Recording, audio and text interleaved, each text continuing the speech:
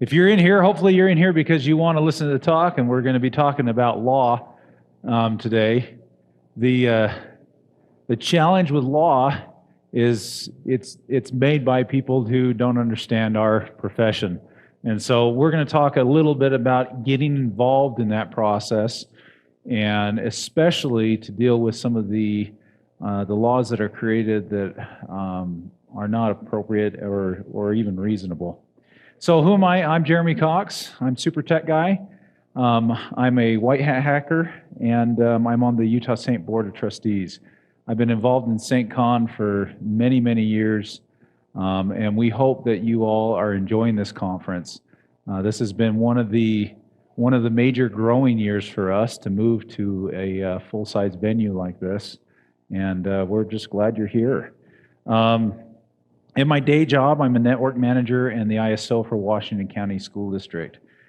And so why do we want to talk about law? Well, ultimately, everything that happens in law is going to affect us in one way or another, especially in our job as security professionals. There are so many things that get passed and get done, and the implications are far-reaching, especially if you're a pen tester, or in some cases, even if you're just working general IT. And so it's really critical that you're aware of what's going on and know what you can do to step in and say, well, wait a second, what about this?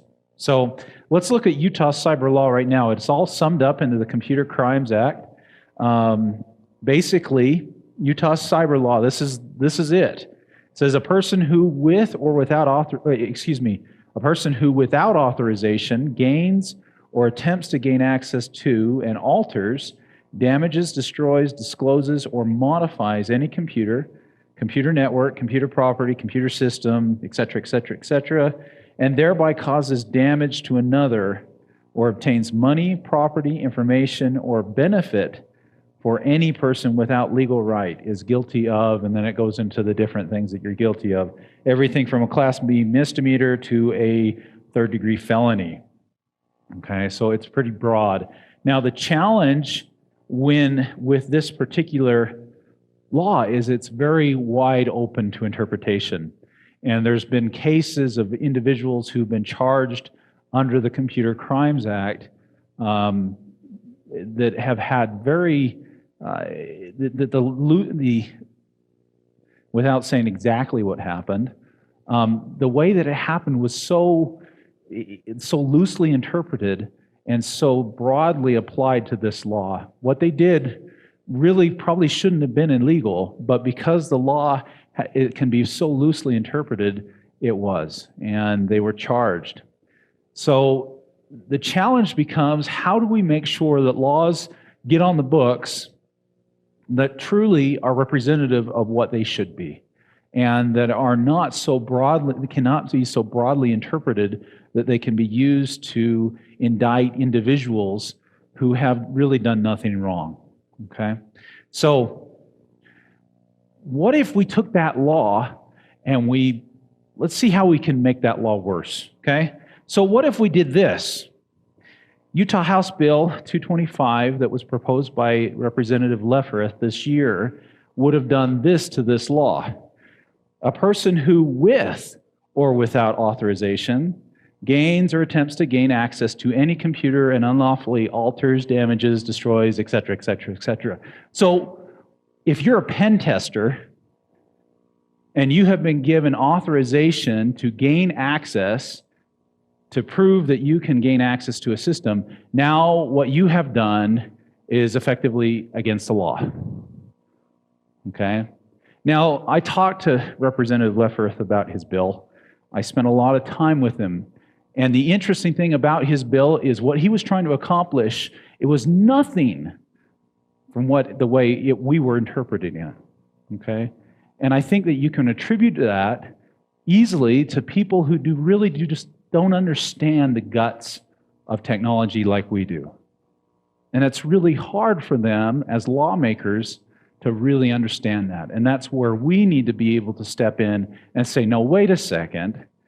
You realize what you're doing here. Because if we do nothing, these types of bills will pass, and ultimately, we're going to have to deal with them. And a few of us may even get indicted for something that wasn't illegal, that became illegal, that probably should never have been. So let's talk about this. So where does that leave security audits? We're in trouble.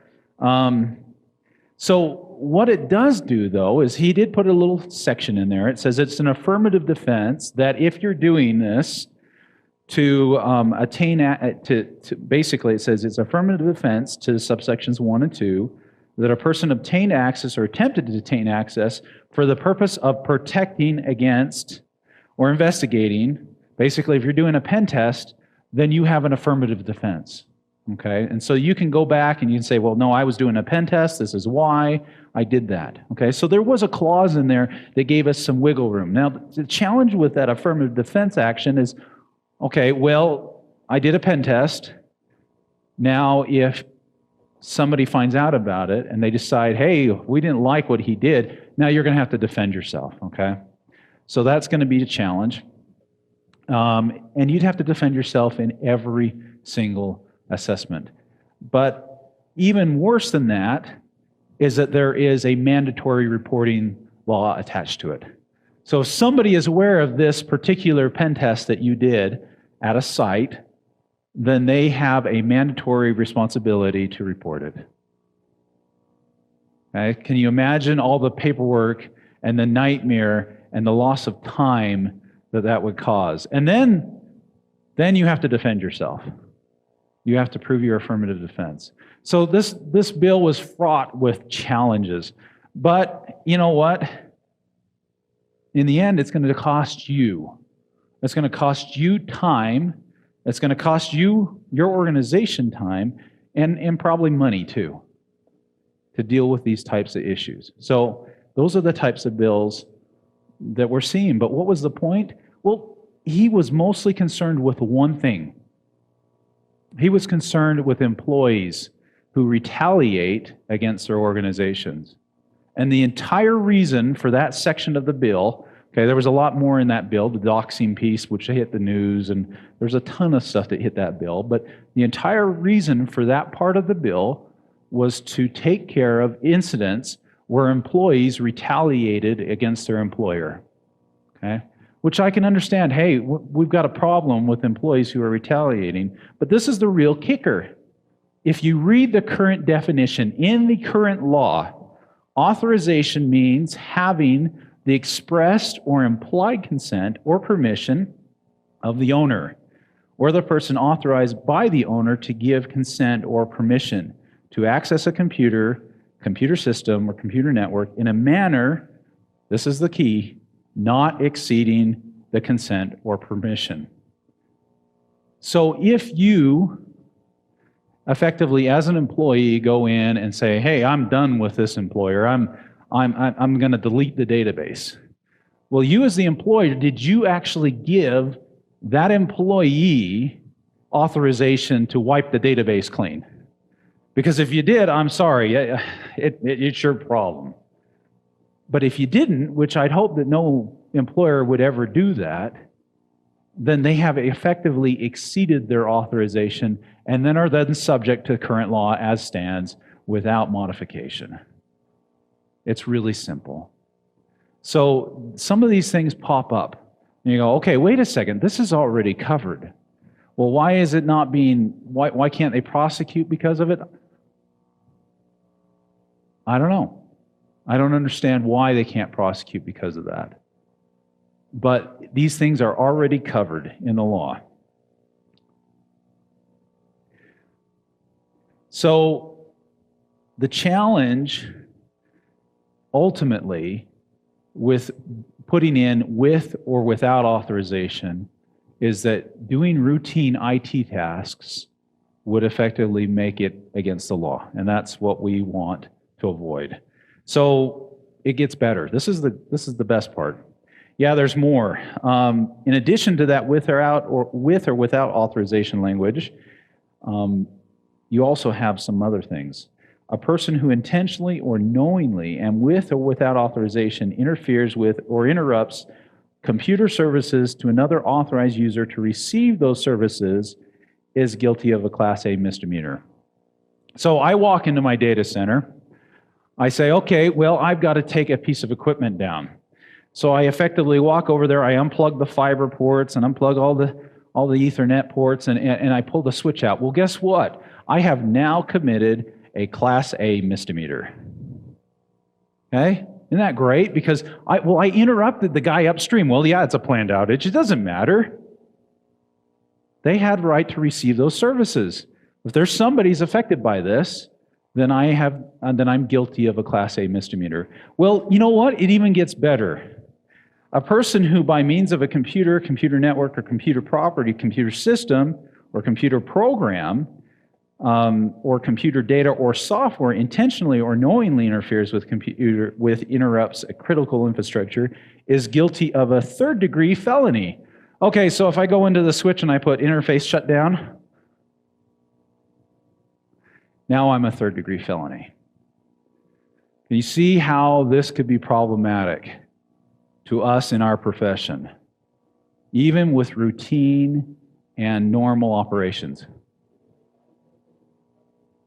Yes, the critical infrastructure, so if you're in a small business, you wouldn't be classified as critical infrastructure, but any government organization, including higher ed, K-12, they're all considered critical infrastructure. Hospitals, large organizations, things like that could be classified as critical infrastructure. So now it doesn't affect everybody, but it affects almost everybody. Okay? Kind of interesting. All right, so I shut that. Interface gig 101 shut down and third-degree felony. Welcome to the new law. Well, it didn't pass. Thank goodness. It did not pass. But the thing is laws like this show up. And they will get on the books if we're not actively watching what's happening. And so it's critical that we keep an eye on it. And why does it happen? Well, technology is complex. We all know that. Other people know that. They're aware of the complexities of that technology, but they just don't understand it. They don't understand it like you do.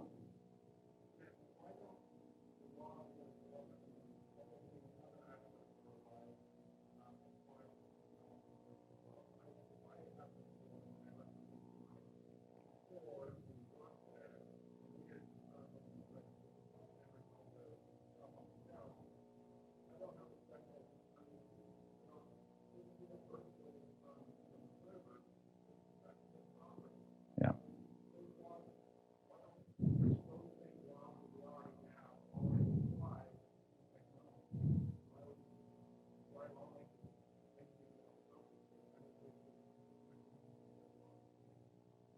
You know, and you're absolutely right, because the question, for those of you who didn't understand that, they didn't hear it, was why is the laws that are currently on the books that apply generally to other aspects, why can't we apply those to technology? Why is it that we have to create new laws to apply to technology when we could use existing laws that apply to physical entrance, whatever, because they're very similar in nature. And the question is, I'm not sure why. I'm not a lawyer, so I'm going to pull that card. But there's a lot of those laws. I do know that sometimes those laws are hard to fight in court if for some reason, it's a digital thing. And so what will happen is a lawyer may argue, well, this is digital, it's not physical, so it doesn't apply. And because the judge or the jury don't understand how they do apply, because it's complex, it's technology, they don't understand it. And because of that, there's probably a lot of times when they have issues like that. And that'd be a guess. But why that happens, I couldn't tell you for sure. But the challenge is that even when there are times when we have to create laws to govern the use of technology, we have to make sure that when those laws are created, that we give our input, because they are exceedingly complex issues. You know as well as I know that when you're dealing with the types of stuff that we deal with on a regular basis, that you can't sit down with someone, just an ordinary user, and completely explain what just happened. when someone hacks into a server, and the way they hack into it, they use some very complex techniques, it's really challenging to sit down and explain step by step what they did to get into that server, because it'll just go over the top. Because they're not involved in this on a day-to-day basis. They didn't study it. That's not the profession that they chose. They chose something else. And so they are challenged trying to understand these issues because they are extremely complex. So what can you do? You need to get involved. You need to be very involved. You need to reach out to your representatives. You need to reach out to your senators. You need to reach out to those people who are in that position when these types of things come around.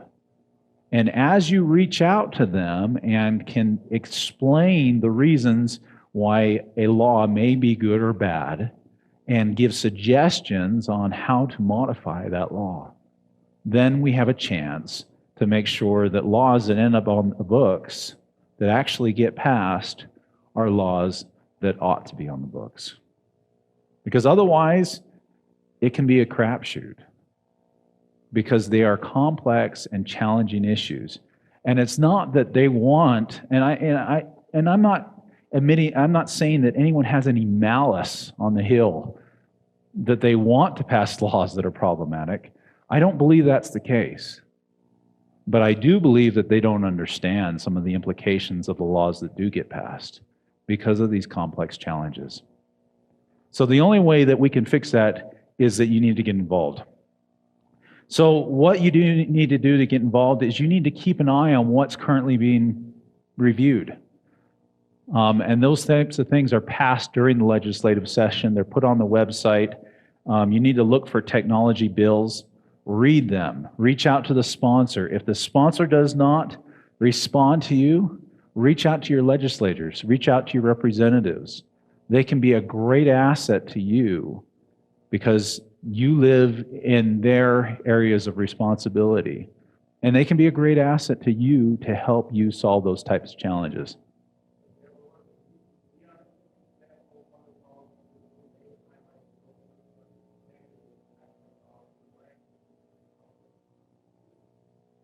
Why have I not been? I haven't been.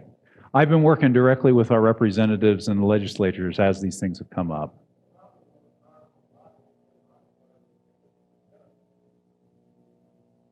That's an excellent point. So read them, reach out. Reach out to the rest of us, get us involved. The Utah SAINT organization, because it's a nonprofit organization, the organization itself cannot affect law-making policy, okay? We can't, as an organizational board, cannot do that. But as individuals, we can.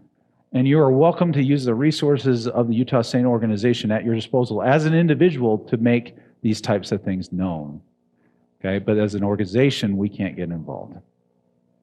And spread the word. So where do you get more information? You get more information at the Utah State Legislature site, which is le.utah.gov. That information will be there as they start to go into legislative session. They will have a list of bills that are being proposed. That's where you'd find it. You'd find it on that list of bills page, which is also there. You can find out who represents you, and you can talk to them. I've had great success talking to my representatives and to our senators who represent me. And because of my position, they have been happy to listen to me because I have a security position. And they've been willing to understand that I've got some knowledge on what would happen. Your contact information is there also.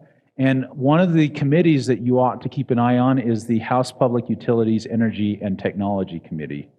And most of the things that go through the House that are technology related hit that committee, okay?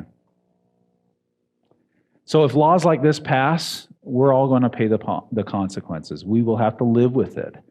And if that has implications that are beyond what we can deal with, then we're going to have to live with it. And we may have to change it down the road. But it's a heck of a lot easier if they never show up in the first place. Okay, and that is all I have. Do I have any questions? The legislative session begins early spring, if I remember right. Can anybody correct me on that? January, thank you. It lasts, yeah. Yeah, it's not very long.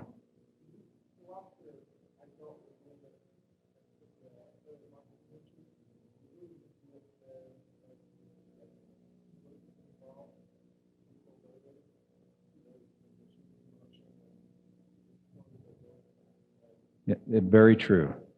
The sooner the better. You want to catch those things as they hit, because you're right. And what will happen is they'll work together as a group, and then they'll pass it, and it will happen so fast that it'll make your head spin. So keep an eye on it. Yeah.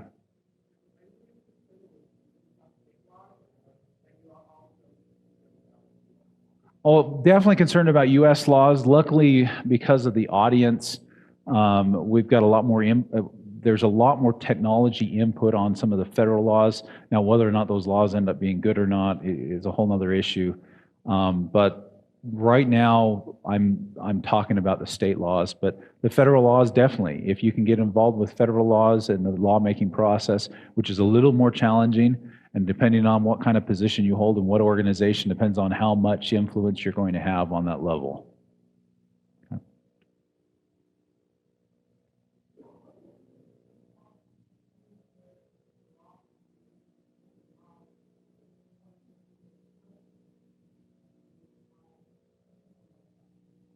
Okay, I can't. You want to come up and use the mic? Because I heard about half of it.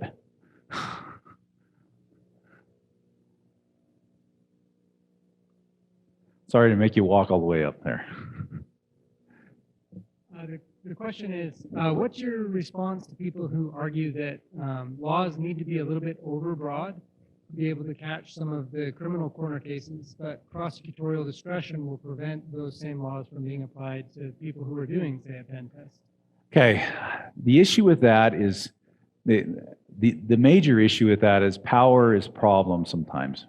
And I don't want to get into too much details, but I do know a guy, okay, and I have a friend who was prosecuted, and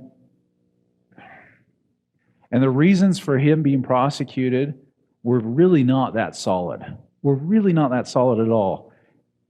If a prosecutor is having a bad day or has a friend that was personally affected by that, whose judgment is impaired, there's just all, or just doesn't understand it at all. And some of these smaller areas of the state, they may not understand exactly what they're doing. In fact, generally, they may not understand exactly what they're prosecuting. So when we create laws like that that are overly broad, that can be interpreted in a wide array of interpretations, that can have implications not only to the criminals, but it also can have implications to the folks that are, hey, they're just doing their job. And that's where it becomes problematic. And yeah, should the prosecutors weed out that stuff? Absolutely. Does it always happen? Unfortunately, it does not. And that's my concern with it. Any other questions? Okay, thank you very much.